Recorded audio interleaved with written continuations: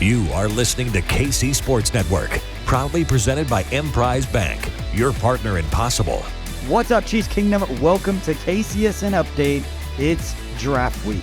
It's finally here. Well, the week is here. We're still a couple of days away before the NFL world descends upon Kansas City, and all eyes are on our beautiful city. And to help us break down the largest event in Kansas City history and what the Kansas City Chiefs might do is the Prince of Chiefs coverage, Mr. Nate Taylor from The Athletic, who is back for our 5 burning questions presented by our friends over at DraftKings. Nate, it has been like 2 months since you've come on this. I have so many, I say burning, they're pretty lukewarm. If you're anything like us, you get kind of tired of talking about the draft. It's almost here.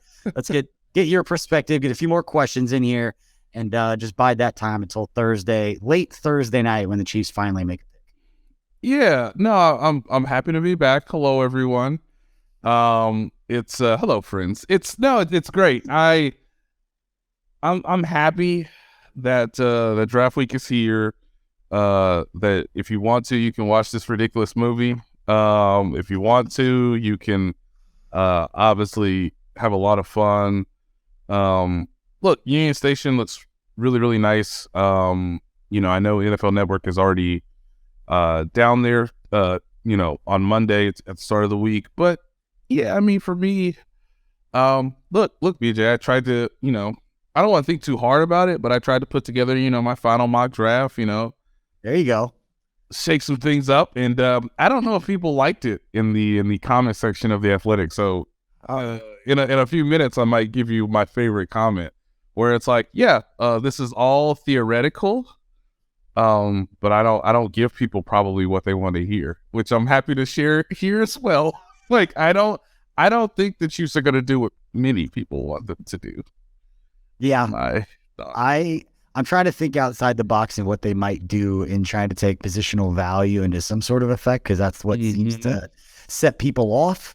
I chatted with Matt Miller from ESPN yesterday and talked about the latest rumors that have been swirling around Chiefs Twitter, which were Alabama running back Jahmyr Gibbs, which wasn't met well, but was slightly met better than Peter King's prediction of Osiris Torrance, the offensive guard from Florida, basically taking a redshirt year. Yes. Which was a tough pill for Matt to swallow from a positional value perspective. He doesn't think Osiris Torrance is a first-round pick perspective, and just the timeline. Yes. Tight end, running back, you could start to make me feel a little better, but a redshirt year on an offensive guard, I can't get there. Nate, but we do have our 5 burning questions, but one of them is not what was the comment that you got on your article on your pick. So you've teased that well enough that I need to know off the top of this show. What was the pick and what was his comment? So I did a lot of things. All right. Now again, this is all theoretical, but I do have Brett Veach trading the Chiefs up to 25 with the Dallas Cowboys. I think that's a decent range. You're not asking for too much. Now people are saying, "Oh, Nate, this is when they trade up for Zay Flowers, right? This is when they trade up for, I don't know, Quentin Johnston. This is when they trade up for somebody who's going to do something on the field." And I traded up for Maisie Smith, who the more I watch, the more I enjoy and appreciate, because the Chiefs need defensive linemen. That has been the thing that I've looked over the last week or so, even before Brett Veach's pre-draft news conference on Thursday, where I just said the biggest holes are at defensive line in terms of not only the 2023 season, but obviously projecting out. This is from Thomas H. This was 7 hours ago. Thank you for subscribing to The Athletic. Thank you for reading the article and my final mock draft, where I went defensive lineman, versatile defensive lineman. I went tight end in the second round, and I went running back in the third. Oh my! So one of the who was the tight end? Is it Laporta? No, it was Kraft. Okay. Tucker Kraft. I understand the comment section now. I don't even have to look. I know what it was. You ignored tackle, wide receiver, and defensive end. Yes, of course. The carries everybody's kind of settled on. So bravo to you. Just chef kiss for the engagement on the article and just to think a little bit differently. Yes. Actually love it. Of course. So Thomas H. says, love me some Nate. Thank you, Thomas. Quote, hate everything about this draft, including the idea that they would trade up to 26, or it was technically 25, trade up to 26 and pass up on Zay Flowers, who is somehow still available, which is yes. And then draft a running back and a quarterback over positions of need. I think I used a 5th-round pick to draft the UCLA quarterback because I just want to have a gauntlet. Dorian. Yes, Dorian. I want to have a true gauntlet. Like, does Patrick need to play in the preseason? No. I know he's talented. I know this. Now I know Andy Reid, he's going to be old school. He's going to play a series or two. But I just want the whole preseason to be like, here's Blaine Gabbert, here's Shane Michelle, here's Dorian, who, like a true competition for the number 2 spot. But again, Thomas says he hates this. And he finishes by saying, I don't know if this was just dropped out here to cover some weird contingency drafts that the Chiefs would do in an alternate universe. But please, no. Group think via like draft time is the greatest time because nobody knows what's going on. And I just love when somebody comes out and says like Amazi Smith and everyone's like, oh, there's no way he's going to be available. We don't know this. We have no idea. Even I'm sitting here, I was like, no, as soon as you said it, I caught myself because, the pocket of edge rushers at the end of the 2nd round is that sweet spot for maybe Felix Anudike, who's on. He's still there. Yes. The kid from Louisville, Diaby, the kid from Louisville. Yep. KJ Henry, he's probably gone. But there's Derek Hall, anywhere that predicted anywhere between 30 and 60. And so, again, time of the year where there's 55 projected first-round picks. And everyone just says, there's no way he's going to be able to. You can't say that about 55 guys in the first round. So I love the thought process because I have been thinking similarly of not worst case scenario, but we have this in our mind, like edge rusher, tackle, wide receiver, where the Chiefs would go in the first. Well, if there's run on all of those positions, which could happen in the first round where they start flying off the board, which Zay Flowers is interesting. And I heard Craig Stout say this and bring it up on the KC Laboratory, that Zay Flowers, no wide receiver with his measurables has ever been drafted in the first round, which I thought was interesting. It was like the measurables, the highest speed and all of it. Yes. Okay. Yes. It was all of it together. But that notwithstanding, I would love Zay Flowers. We saw him at the East-West Shrine Bowl. He seems like an Andy Reid receiver. Again, I've said this on probably every show talking about receivers that Joseph Hefner does sports data analytics for us on our KCSN Substack, broke down what to expect from rookie wide receivers in Andy Reid's system. So if you're trying to bring in a guy that's going to get you 700-800 yards, that's happened like once in Andy Reid's tenure. Correct. You are going to look at 400 to 500 yards and then hope to see that big jump in year 2, which is what we're expecting from Sky Moore going into this year. But I love the idea of thinking outside the box. And where I land is if you get run on tackle, top 5 guys gone. Receivers, top guys gone. And I think Quentin Johnston's lovely talent, but I've been burned by loving big receivers so much that they just, whether it's separation, whether it's just Andy Reid's system, whatever it is, not just with Andy Reid, just in general, the big guys, the big physical guys, it doesn't always pan out all that well. Not fair to Quentin Johnston. That's how I feel. But the other position, Nate, whether it's safety or even cornerback, what happens if a top corner falls because there's a run on other guys? Like we saw last year in the first couple rounds, they're going to have to make a hard decision on that. If you have an opportunity to corner, if you have an opportunity to corner that you didn't think otherwise was going to be possible, even though your cornerback filled with young talent, does it give you more flexibility on a luxurious need contract negotiation? And when you talk about value for a top player you didn't think you were going to get, plus what it could be, not to say that you draft him, he's gone, but it's about accumulating talent.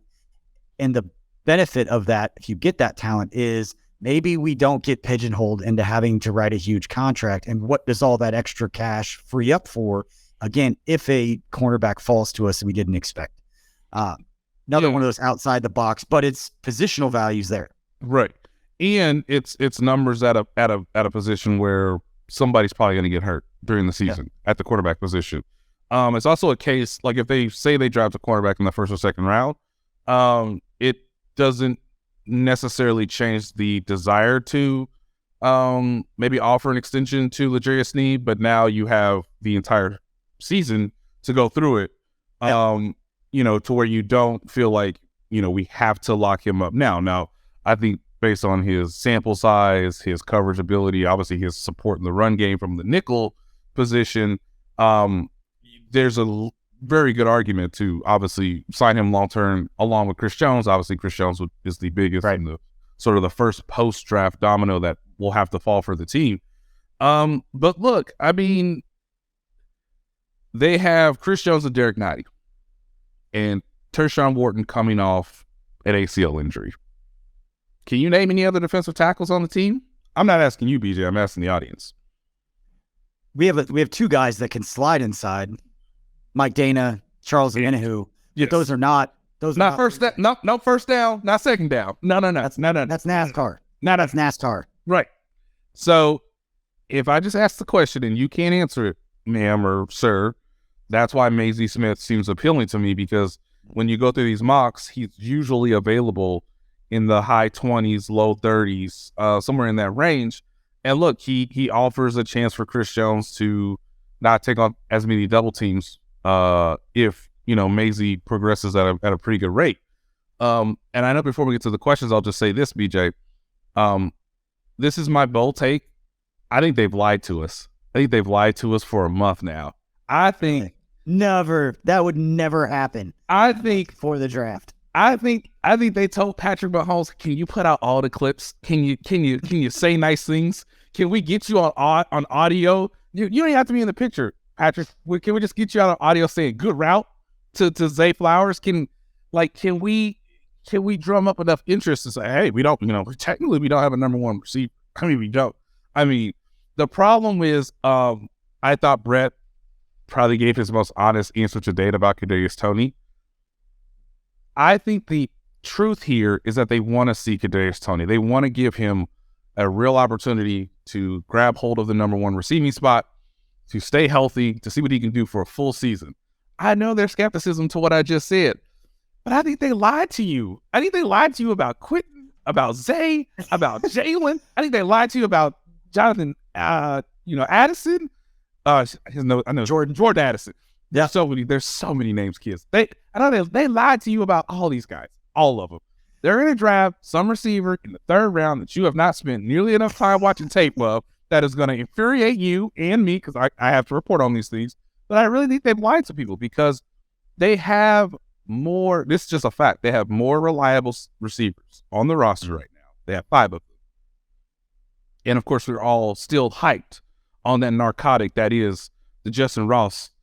That guy. Drunk. I would feel bad for him. I sort of just feel bad for him at this point, because the hype has gotten out of control. Keep sniffing seriously.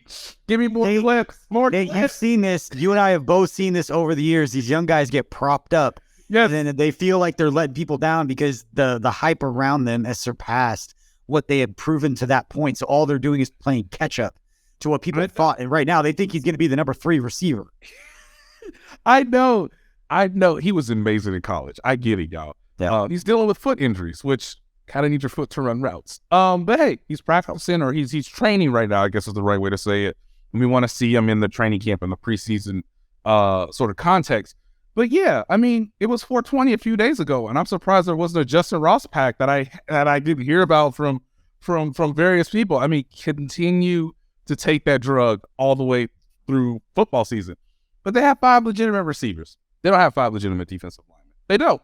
They simply don't. So I think they've lied to you so that they can get a defensive lineman in the first round. It's not sexy. It's not boring, but it's going to help you sustain, obviously, trying to be a contender to win Super Bowls in multiple years. And by the way, the timeline works out well, because Charles Minke was only on a 2-year deal. George Karlaftis is obviously the only person on a rookie contract. You would assume Chris Jones will get a pretty sizable raise. So you need cap controlled rookie wage scale control player at position. I'm just saying, I don't know if it'll be like a defensive tackle like Maisie Smith, even though that's who I generally enjoy watching, and that his measurables are kind of off the charts. But also, they need to rush the passer better. They just need to. They need bodies. Much better. Yeah. They need capable bodies. So I know you don't love, you might not love Richie James or Justin Watson, but those guys are NFL players, and they're going to be responsible and dependable. And I don't know. I just think they've lied to us. That's my big. I might be wrong, and I'm okay to admit if I'm wrong on Thursday night. But I just think the reality is that they've told everybody, "Oh no, can you just imagine Patrick with this receiver?" And I just think it's all lies. I am going to agree with you that I was very caught up. Like when you see this stuff, and maybe it's just people that they're caught up and they've reported and been there and understand how some of this stuff, it's always why did this get out there? That's where I always go with most of anything that comes out. And when I saw the pictures of Quentin Johnson and Zay Flowers working out, two thoughts went through my mind. Either the Chiefs sent him down there knowing, hey, is your photographer going to be down there? They're putting this on social media perfect. Go ahead. Make sure you get some good angles. Get some good angles. Make sure you know exactly who they are. Or it was, damn it, the stuff just got out. They saw this, and if it was real, I don't think it's in between. I don't think they did not care. Either they knew and were completely comfortable with what was going to happen, or they didn't know and they weren't exactly thrilled after the fact. There is no benefit to any information that's real coming out from the teams about their strategy. I know that's hard for some fans to understand, but look at it from the team's point of view.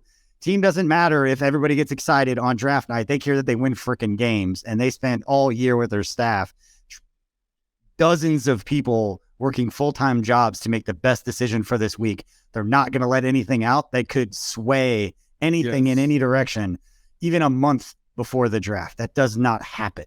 I know he's rising boards, he's climbing, the crap does not happen. It does not work like that.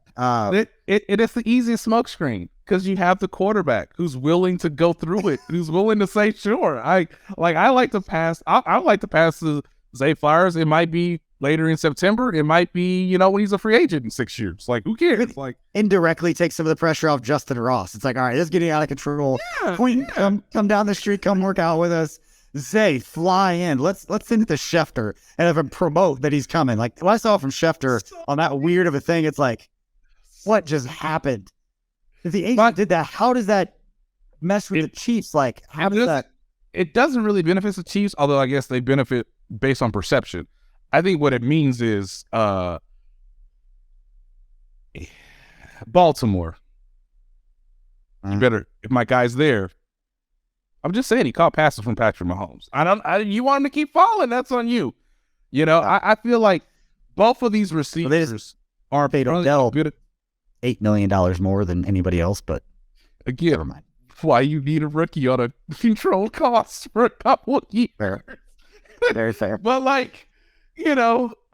think it benefits both receivers. Just because it shows a willingness to obviously go through the process, to gain experience, to just show a commitment and a level of wanting to see what is the best. You want to work out with the best?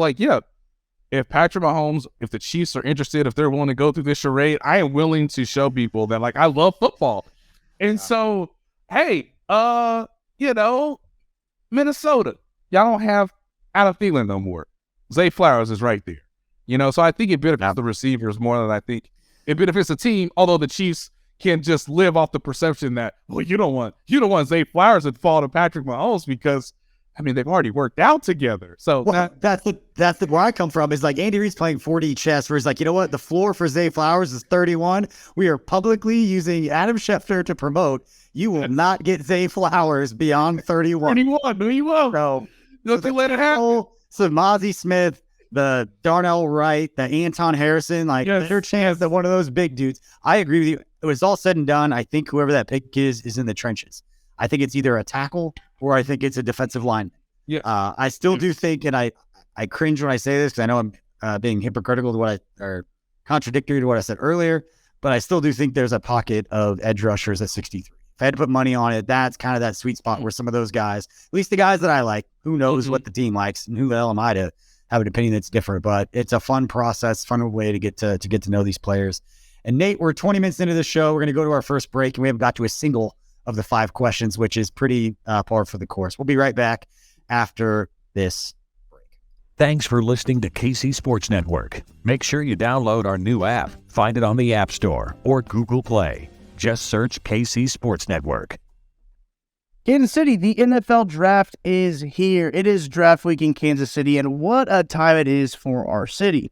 Just winning a Super Bowl thanks to Andy Reid and company, and now hosting the NFL draft. It's an incredible time to be in Kansas City and to be a Kansas City sports fan. And regardless of who you root for, there's only one selection that every football fan can share, and that's an ice-cold Miller Lite. Look, the players change, the coaches change, the rules change, but Miller Lite is still the perfect beer for draft time, game time, and everything in between. When I want a beer with some flavor, you know I go to the cooler and I reach for a Miller Lite. It's light on calories, not light on taste. It's a perfect beer for watching football, watching soccer, watching any Kansas City sports, and hanging out with the boys. It's my go-to. So kickoff comes around again. Enjoy the beer that tastes like the season, Miller Lite.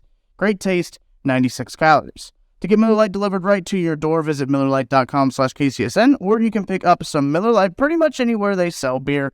It's Miller time. Celebrate responsibly. Miller Brewing Company, Milwaukee, Wisconsin. 96 calories and 3.2 carbs per 12 ounces. Entertain, educate, inform. KC Sports Network.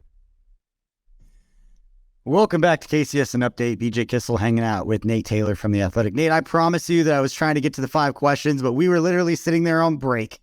And I looked on Twitter, an old friend from NFL Network, James Palmer, which just adds even more intrigue to this, has this quote to say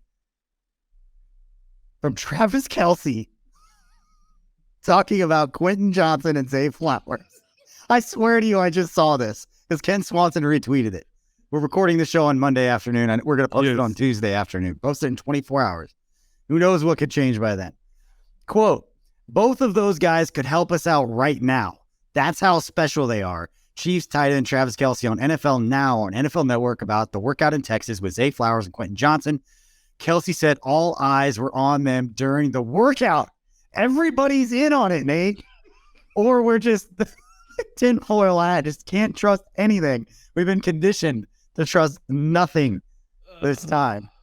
I mean, look, it would be cool if it happens, but come on, guys. Like, the odds are not in the Chiefs' favor. It's incredible. I just love if it's like internal. One workout, not a pass. He can help us today.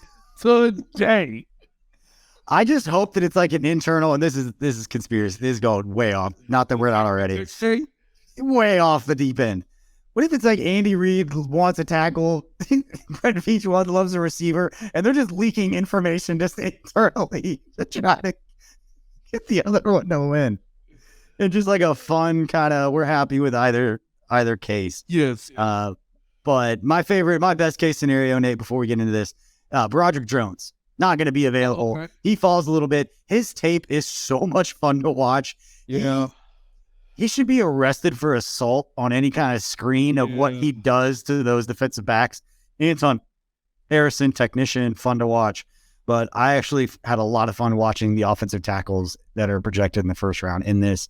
What we've seen over the years with fixing the offensive line after the Tampa game in one off season, then the defensive backs just fix that in one draft. Yeah. It basically seems like, and then last year, the big talk, and I know they played well, especially down the stretch. Andrew Wiley deserves all the money he got from Washington. Mm-hmm. We talked all year about the tackles struggling and all the pressures that were given up. They signed Juwan Taylor. You go draft a tackle, and you've kind of seemingly done the same thing for the third offseason in a row, where you address an area that we talked about the whole time. And then pass rush, bringing in Joe Cullen and not having him be in charge of the run game, get after the quarterback, and have that kind of be a focus. And we saw that play itself out. All right, let's get to the actual questions here halfway through the show. The first one we've talked about, you said Mozzie Smith. So we're skipping the first one. I just said, so who are we going to draft, Nate? I think I really think, hero. Give me three names. Give me three names. Obviously, I like Smith. I just think really good, durable player also too. Played a lot of snaps in college. So that gives you a similar path of like what George Karlaftis did at Purdue, his final year in college, where he was just on the field all the time and he was just really productive. If a receiver is actually taken, I think it's Jalen Hyatt. Speed, man. Speed. If you have Jalen Hyatt and Marquez Valdez-Scantling with Kelsey working underneath and obviously Kadarius Toney being just the rare athlete that he can be, then yeah, I can see it. I can see that being a discussion Wednesday night all the way up till Thursday in the Chiefs draft room where they say, hey, it's a little bit of a gamble because he's not the best route runner. But, man, if we could just get him the ball downfield, that can open up so many other things in our offense that I could see that from a receiver standpoint. I love Darnell Wright. He's not going to be there. Just not. But if he somehow gets to 18, 19, 20, make the phone call. Make it. Okay. Make the phone call. Are you worried about some of the reports that have come out? I know it's the week before the draft. Some of the stuff's coming out, but once source cited several different personnel executives across the AFC and NFC. They talked about work ethic and just it's all natural talent. It's not a love of the game. It's a lot of things that, to me, red flags. That is why Andy Reid is so good at what he does. Every Chiefs fan should be like, keep saying it, keep saying it. He doesn't want to play for them. I mean, he doesn't want to play for the Cincinnati Bengals. I mean, he doesn't want to do it. You know, he doesn't want to play for the Bills. Jalen Hyatt's an interesting one because athletically, skill set, all of that, absolutely there. The one thing that worries me with him, and I could pretend to be like Kent, Craig, Matty, those guys, and the draft guy, they do all of the work. Yeah. I just, from the outside looking in, their offense was so unique at Tennessee with what they asked those receivers to do that the biggest question marks about how Jalen Hyatt can fit in Kansas City could not be answered by anybody on the outside. It has to be answered by a player and a coach sitting in a room going over the offense and all the option routes, all the things mentally that Andy Reid's system puts on those receivers that he has no experience doing. Not that he couldn't figure it out or learn to do it.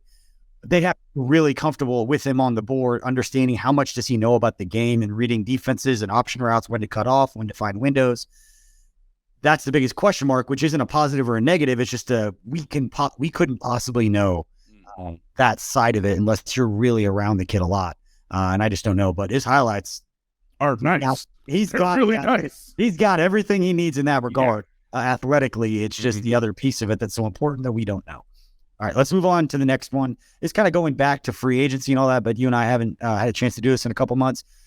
What are your just overall thoughts on what they did in free agency, the guys they brought in, the guys they let go, some of the contracts that were signed, and just any new faces that were added to the team, just kind of high level? What kind of surprised you about how free agency all played out? Yeah, I was a bit surprised. And the more you thought it through, you said, okay, well, they deserve the benefit of the doubt. But I was surprised that it was Jawan Taylor and it was for that contract, basically, $20 million a year.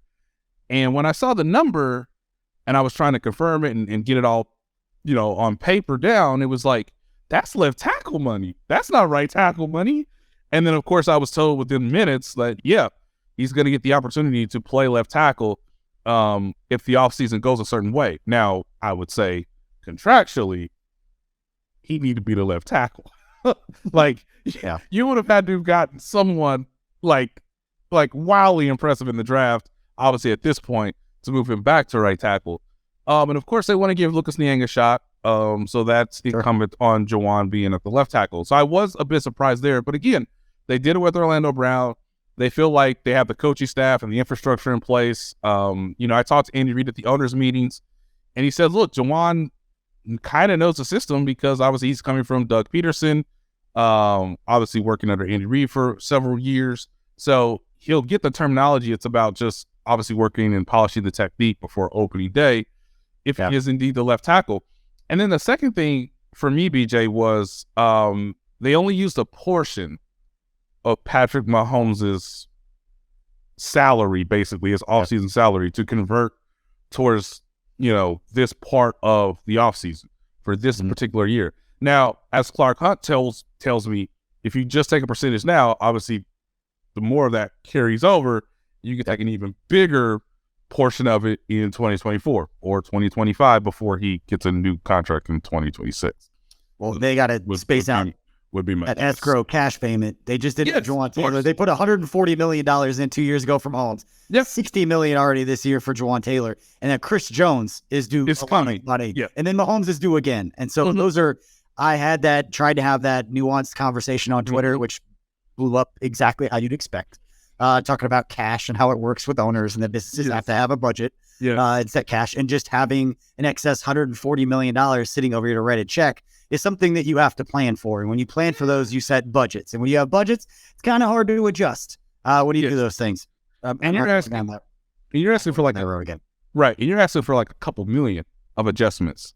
Like, hey, we didn't necessarily foresee Drew Tranquil being available, or hey, we might want to get this guy for $1 million, but we also have to allocate money for the upcoming draft picks. The Chiefs have 10 draft picks. Based on their money situation, I don't really know if they want to take 10 players, or if 10 how many do you think they end up going to make the roster. Yeah.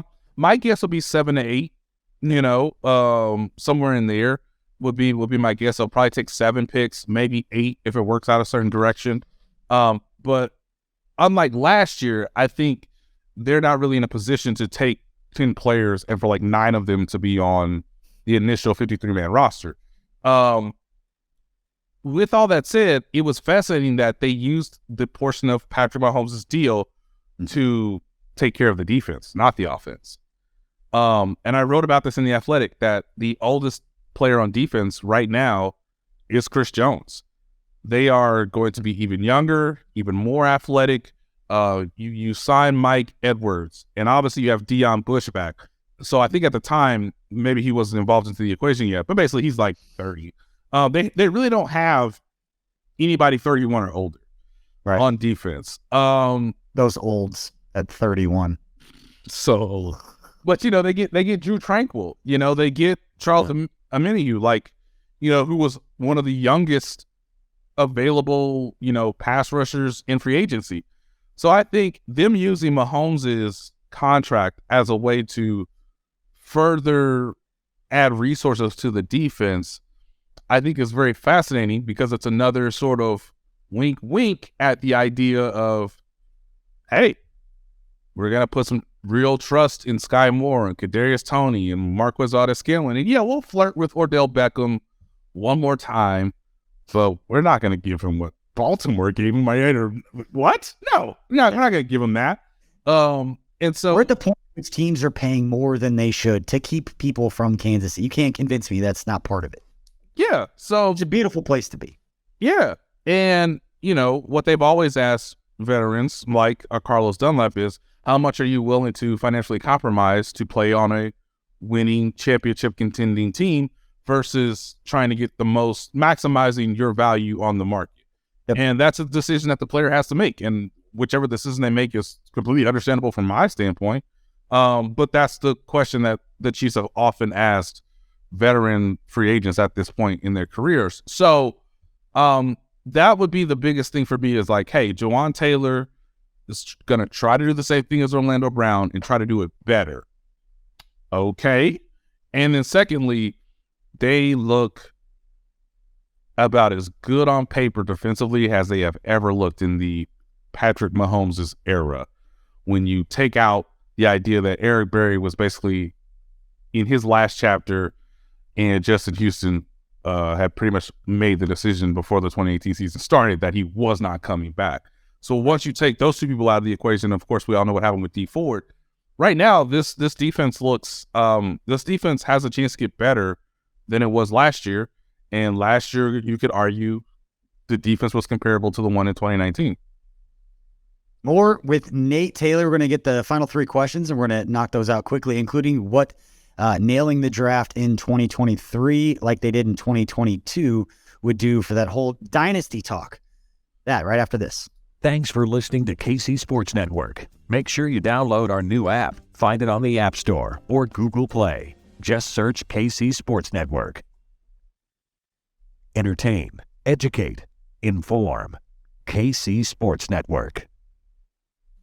All right, welcome back to KCSN Update. BJ Kissel hanging out with Nate Taylor. Nate, biggest need for the Chiefs. You kind of mentioned it before. I know you said defensive line. Let's go next biggest need for the team, since we kind of ran through a lot of these questions in our open before we even got to them.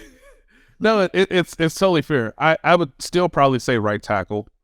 I would put right tackle above receiver, just because, these things change throughout the offseason.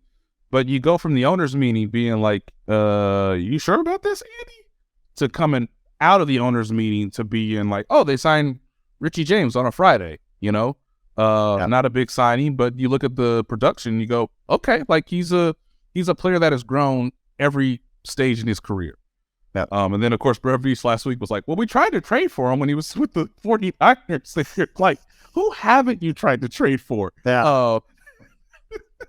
And then, of course, they re-signed Justin Watson, which Andy Reid basically told me he expected to happen. So, okay, you got 5 receivers. Cool. They want to have a competition for Lucas Niang to win. And I think I need to get better at communicating that to fans, to the audience. They want to draft someone, I believe, in the second, third, maybe fourth round of the draft, unless that player somehow falls in the first round, that, hey, that's a real competition at the right tackle spot, that they want Lucas Niang to win. Because Lucas Niang is the more experienced player. He has started in the NFL, and although he has never played an NFL season from beginning to end, they want to push him in all the ways possible. So, hey, you're getting towards the second half of your rookie contract. You're having to come back from a major injury. The guy who replaced you helped the team win a Super Bowl. And don't get too comfortable because we drafted X, who's going to take real first-team reps in training camp to see who the best option is at right tackle. Because every other place in the offensive line is, solidified. You can lock it in. But I do think that obviously Lucas Niang has the inside track. But for assurance reasons, to have maybe a better option from a swing tackle standpoint, because again, Lucas Niang has never played. He's never started and finished the season without an injury in his career. And I know it's still early, but that's just a fact. They at least want to push at that position. So I think it's defensive line, it's right tackle, and I think it's a mix between receiver and tight end. I think you get to the second round, you wake up Friday, and I think the situation for the Chiefs is, at least how I would have, advised them, is who's the best pass catcher? Forget the position. Who the best route runner? Forget the position, which is why I like Tucker Kraft so much. It's just like he's a receiver in a tight end's body. And I'm not saying he's going to be Travis Kelce anytime soon, but there are snaps available at the tight end position because we know Andy Reid likes to run so many multiple tight end sets. And look, Jody Fortson deals with injuries. Blake Bell is toward the end of his career.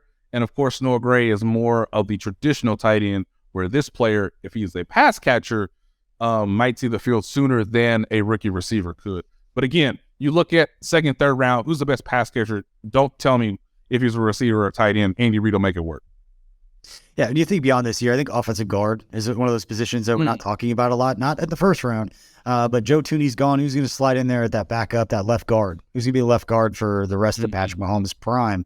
And bringing in a player in the mid-rounds makes all sense in the world. And I think regardless of, and I love the way you put that, I think regardless of who the Chiefs end up drafting, if they end up taking a tackle in the first round, OTAs, start of training camp, Lucas Niang is going to be the right tackle on the first team reps. You and I have seen this over the years. Yep. And then Juwan Taylor is going to be a left tackle. Now, regardless of the reasoning, if you start to see after 2 weeks, after about 7-8 practices and pads, all of a sudden, Juwan Taylor is going to the right side and that rookie's sliding to left. That's the one that would catch my attention.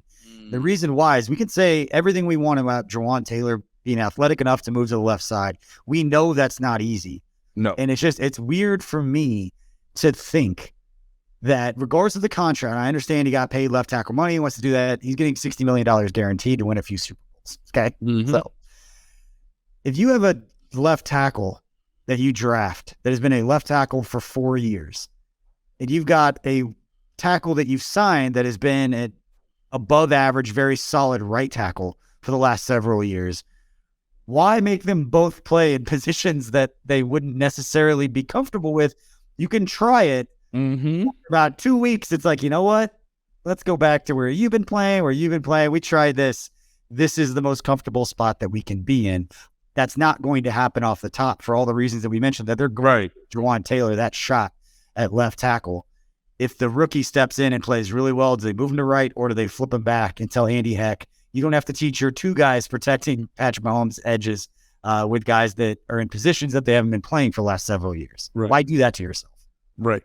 And you could always go back to Juwan and say, we signed you to be a winning player, and we never guaranteed that you would play left tackle. We just said that we think you are capable and athletic enough to do it, but circumstances change. Please change alongside us. Here's your check. Yeah. All right, let's move on to the next one. Technically the fourth, but who knows? I said this before with Matt Miller yesterday.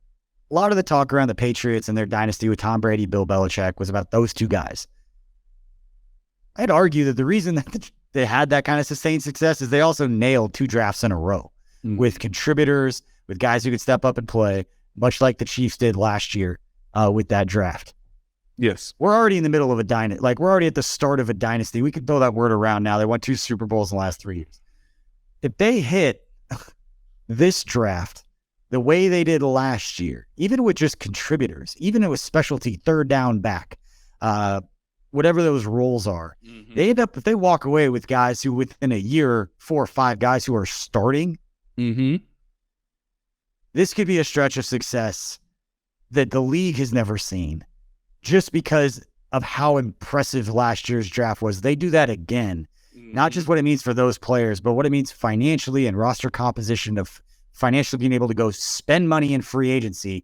It's a whole lot easier to do when literally half of your starters are on rookie deals. Right. And on like the second or third year of that deal, it buys you some time. And you always talk about those core 7 guys that you pay, that get the big contracts. You start nailing all these draft picks, you can be a little more flexible with all those contracts. What do you think hitting on a draft like that again would do for the long-term kind of viewpoint of what this organization and what this stretch could look like for Chase Kingdom? Yeah. You might be able to elongate Travis Kelce's career. That's kind of where my mind went originally, is like, does Kelce have to play so many snaps? Now, part of that is his own prerogative and how the team structured this out. But yeah, giving Mahomes as many weapons, or giving Mahomes elite protection with a coaching staff that has obviously had some changes. Obviously, Eric Bieniemy out, obviously now Matt Nagy, in that offensive coordinator role. It just gives you a chance to not be weak at any position in any game. And I think that is something that the Patriots, that's what separated them in their era, was that you had to have a specific roster designed to go toe-to-toe with their strengths just as much as trying to exploit a few of their weaknesses. So it's a passing league. If Trent McDuffie's good, if Justin Reed, stays healthy and capable, I'm really fascinated to see how Brian Cook plays in year 2. But like, if the secondary stays intact and they continue to grow, if Karlaftis becomes just a real guy, if they have 3 players in this draft who are similar to like Nick Bolton or, L'Jarius Sneed or, Creed Humphrey, obviously Trey Smith. Trey Smith was taken in the 6th round, and he's only been a starter his entire career so far. If they have 3 or 4 of those guys, and even if they have a surprise, like someone like Isaiah Pacheco last year, it just means that they have no weaknesses if they just stay relatively healthy. Because Harrison Butker is one of the most clutch kickers in the league. Tommy Townsend had a large leap as a punter last season, although we talked about him as a holder at times. But really, it'll come down to how balanced will they be, and just how well Mahomes will play under pressure and obviously during certain situations.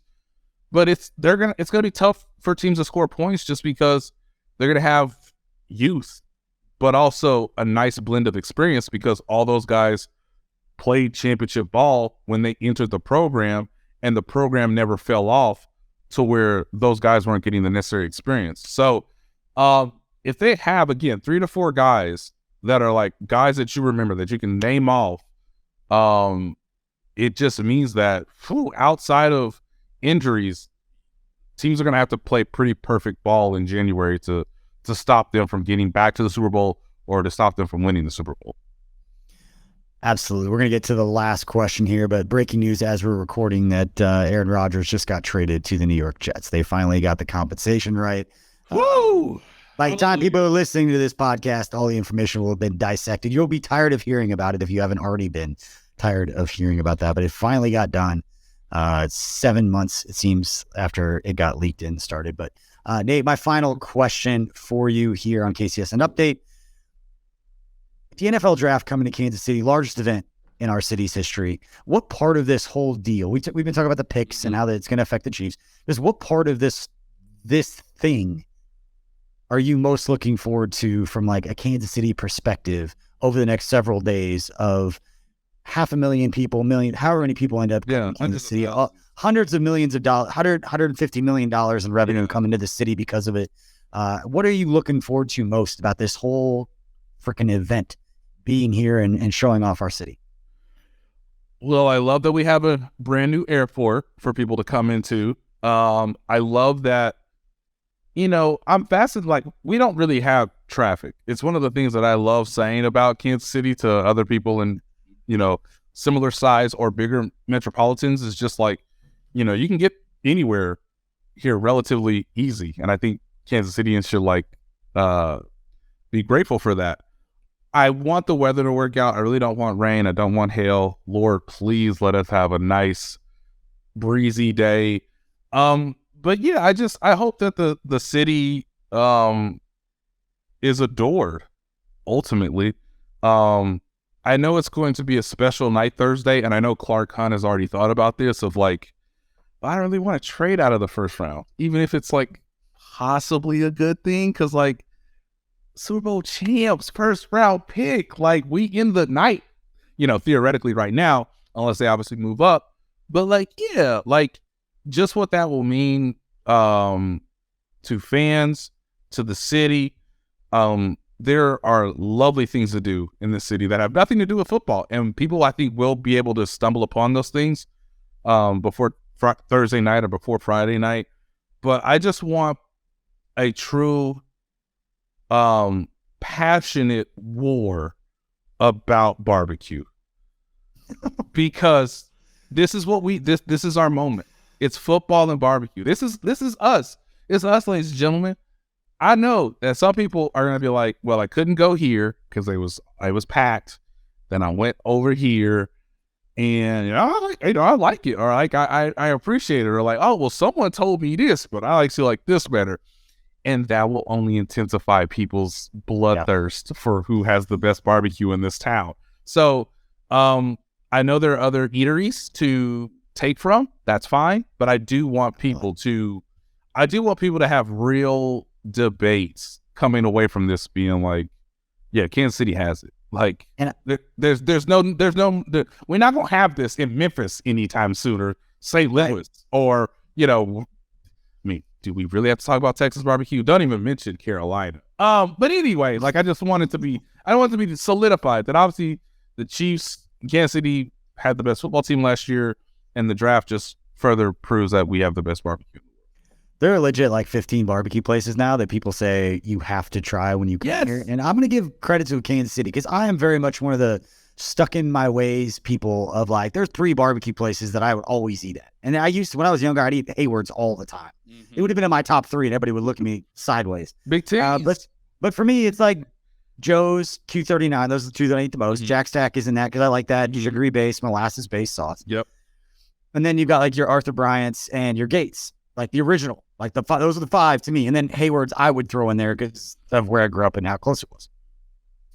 But now You got Chef Jay. You got Meat Mitch, which I believe you guys. I love Meat Mitch. You got these new ones that are entering this conversation in a very real way. Yes. And Ken Swanson will swear by Chef Jay. I have not had it yet. But you got like legit Kansas City people being like, you have got to try these. I need to be better about that because I have very much been stuck in my like, just give me a Z-Man and I'm going to be happy. Yeah. I know I'm going to love it. Right. I know I'm going to leave very satisfied. And when I'm hungry and I want barbecue, I don't want to get it wrong. So it's like, I'm going to go with what I know. That's just how I am. But I'm proud of Kansas City for really opening up the conversation. I know you do it with Meat Mitch. Yes. Ken's doing it with Chef Jay. You've got Blind Box. You've got Rubex. You got all these different slaps is brought up. There's so many of them. I saw a quiz on Twitter earlier. It was like, how many have you been to? And it was like 36. If it was like, if you only been to 8, like that's a horrible Kansas City. And I think I was like at 12. So I was doing okay. Look, I mean, I love that. I mean, I grew up on Gates. It's still the best sauce in the world. But I have real friendships with like Meat Mitch. I have real friendships with people at Char Bar. You know, you should try it all. Like it's wonderful. I have not gone to Jay's yet, so I got to get up there post draft at some point. But yeah, like it's not close, guys. It's not. Yeah. This is us. We got fountains. We got a good. You know, the city has had the best run it's had in the NFL, and like it's a wrap. We got jazz and we got barbecue. They can't be stopped. Like New Orleans, come holler at us, but you're not beating us. Go to Gates, get yelled at. Go to LC, maybe get yelled at. It's 50-50 at Tennessee's. But go there and get the sandwich where you're like, why even give me bread? What's the point of putting this tiny little falling apart piece on like 6 pounds of meat? Soak it up. Soak it up. What is the point? Love it. Nate Taylor from The Athletic, man, we appreciate it. What can people look forward to with the work that you've got going on over the next couple of days before Thursday Night Spit gets here? Yeah, well, it's funny. I'm going to have to reach out to my editor because we're going to have to change our beat writer mock draft based on this recent new information you're telling me, BJ. But now we'll have beat writer mock drafts. Obviously, my last Chiefs mock draft is out. Got some stuff in the works. We'll see how it all goes. Might be some stuff post draft. Might be some stuff Thursday. Still trying to figure that out. It's a good headache. Yeah. It's a really good headache to be like, are you going to be like everybody in my family's like, or my friends are like, so are you going to be at like the memorial? Are you going to be at Union Station? Are you going to be with the team? And it's like, yeah, Andy really didn't want the team to move. So I'm just going to be at the stadium where everyone won't. That might not be the worst thing in the world. I've told my friends, like, if you're not in terms of going down to the job, just like leave. Just go to a bar. Yeah, just go to a bar. Or just leave town. Go to Wichita. Like, just get out of town. It's gonna be a mess. We're gonna be at P&L, and part of me's excited. Part of me's like, this is gonna be a mess. So many people not gonna be able to get around. I haven't thought about this. Are the Royals in town this week? They can't be in town, right? There's no way. Who would go to these games? And I mean that wholeheartedly. Yeah, they're in Minneapolis. Why don't you go to Minneapolis, see the boys? There you go. Yeah, there you go. So, you know, I mean, good for the Royals. Good for. Love it. Appreciate everybody for hanging out. Hit that like and subscribe. Give us a 5-star review if you like the content. We'll have more stuff getting you ready for the NFL draft, including Tuesday night. We'll be going live at 6 p.m. with Eric Galco, Maddie Lang, Ken Swanson, and myself. We'll be physically at the airport from the Tasting Bar in Concourse B, live streaming from the new airport. Going to be a lot of fun, so check that out. Make sure you hit that subscribe and follow, turn notifications on our YouTube channel. Lots of good content. We appreciate you all for hanging out. See you next time. Thanks for watching this production of KC Sports Network, the fastest growing sports media network in Kansas City. Check out these videos that feature our team of more than 15 former players, insiders, and analysts bringing you the best Chiefs coverage you can find. Entertain, educate, inform. KC Sports Network.